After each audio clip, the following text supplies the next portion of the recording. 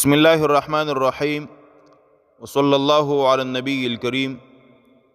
محترم ملګرو، د نبی کریم صلی الله علیه وسلم مبارک د لپاره قرباني څنګه ده، او یا د چا پلار مور وفات شوي د دې لپاره قرباني کې دا څنګه ده.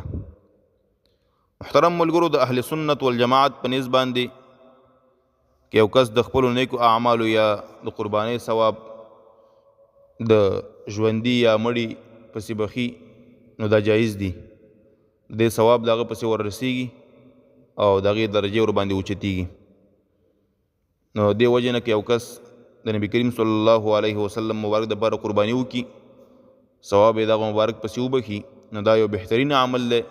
د داسې قربانۍ غوښه په خپله هم خوړلی شي او په نورو خلکو یې هم خوړلی شي.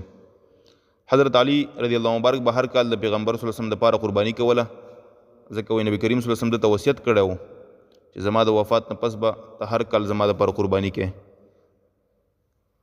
حضرت حنش رحمه الله فرمایي چې ما حضرت علي رضی الله مبارک ولیده چې د دوه ګډانو قرباني یې کوله.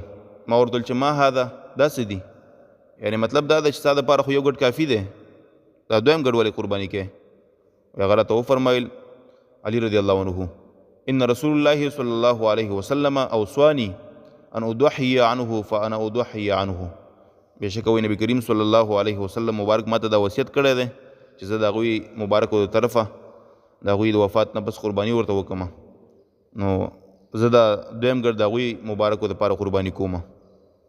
بهرحال د دې حدیث شریف نه معلومه شوه چې د مړي دپاره قرباني کول جایز دي، هېڅ مشکل پکې نشته.